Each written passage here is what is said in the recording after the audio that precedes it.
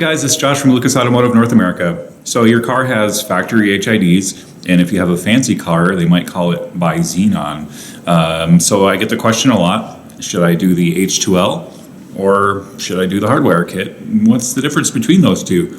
Well, I'm going to answer that question right now. I've got a couple of things that I'm going to show you that will educate you on the differences between H2L, how H2L works, and then how the Hardwire kit works, and why you should choose one over the other. So stay tuned.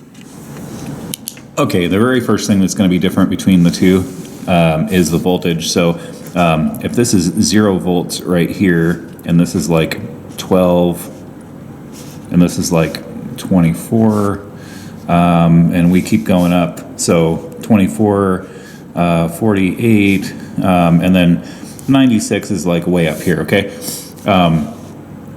So a regular headlight bulb is going to run on 12 volts. And it's DC, so it's straight. So it's always the same distance from 0, okay? Now, some HID bulbs run up around 40 volts, but they're always AC, so they actually look like this. They're actually going below 0 and above 0. And some of them run up in the 80-something volt range, so they're even higher and lower than that. So very huge amount of voltage going through factory HID, and then a very constant lower voltage going through standard halogen bulbs. So let me show you how we make that work. Okay, so your standard halogen bulb, it's going to have a plus and a minus coming from the battery. That minus is going to go straight to the bulb, basically.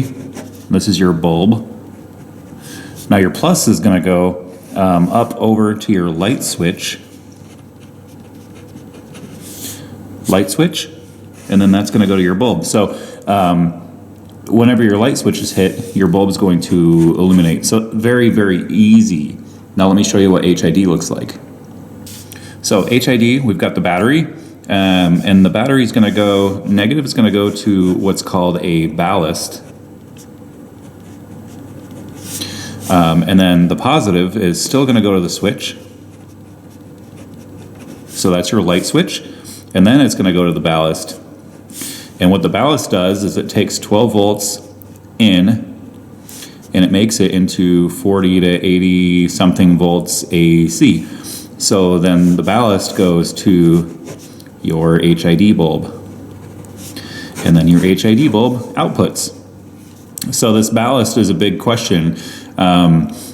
If this ballast is working, then we can use the H2L bulb. If this ballast is not working, you have two choices. You can either replace the ballast and still use the H2L bulb, or you can hardwire around it with this Hardwire kit. So our Hardwire kit comes with these two wires, and these two wires are actually going to go right here. They're going to go after the switch, but before the ballast, because on this side of the ballast, you've got 40 or 80 volts AC, and this ballast, this bulb is designed to run on 12 volts. So you can't just cut that wire and use this. You have to tap this in before the ballast. So there's one more situation that I want to show you. So on some newer cars, or German cars for that matter, you're going to have your plus, your minus. You're going to have your ballast.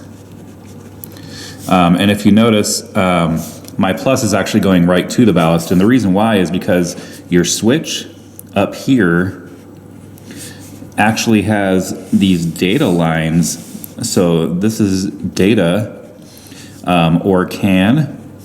Some people, you'll hear it called CAN. So basically, this ballast has constant power going to it. And then when it gets this data signal, it will turn on the light, the HID, to illuminate.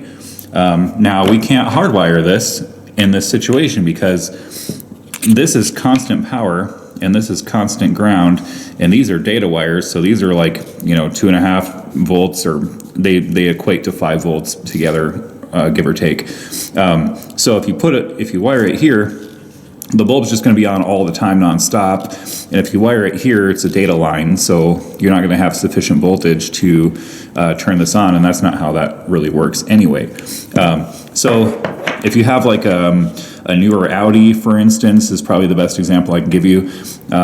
If you have a newer Audi and you look at the ballast and you can't find that switched power, chances are you have a data system. So if this ballast is bad, you have no choice but to replace this ballast. And then you're going to run H2L on the output side. So, okay, so I'm going to recap a couple things. First of all, HIDs, they run, 40 and some change to 80 and some change voltage AC. So the voltage in your home is 120 volts. So very first thing is make sure the power is off before you're messing with any of this stuff. This is high voltage. It will give you a good shock if you're not careful. So just make sure that there's no power. So our standard HID drawing right here, if you have a car and one of your bulbs is not working, or you're one of our retailers and a client comes in and one of their bulbs is not working, I always say try the H2L anyway, because a lot of times the ballast is perfectly fine and just there's an igniter that's not working. Our bulbs don't have to be ignited, so I always say if you're in doubt, try the H2L first, okay? Now, ballasts are not that expensive, especially if the car's older. It really depends on the car. If the ballast is inexpensive, do the H2L, replace the ballast if you need to. You can only replace the bulb with a 12-volt bulb if it's in this configuration. It has to have a switched power at the ballast. So there has to be a wire that's 0 volts and then it's 12 volts when the light turns on. If you have that wire, you are able to use this kit. Now, if you don't have that wire and you've got something like this, you're going to have a constant power, constant ground. No matter what happens, no matter where that switch is, this is always going to be 12 volts constant, which means that if you use this, it's going to be on all the time. So there's really nothing you can do with this bulb in this situation. So if you have this situation, you pretty much can only use an H2L. You're probably going to have to replace the ballast. But like I said, a lot of times people will come in, their factory HID bulb will not power on no matter what. We put ours in and ours fires up just fine. Kind of a rule of thumb, the older the car is, the more likely the ballast is actually bad. I'll go back, 10 or 12 years maybe. If it's older than that, 2008, 2007, I might be looking at the ballast at that point, either replacing it or bypassing it. So long as there is switched power, you can do that. So if you have any questions, I will have my contact info up next.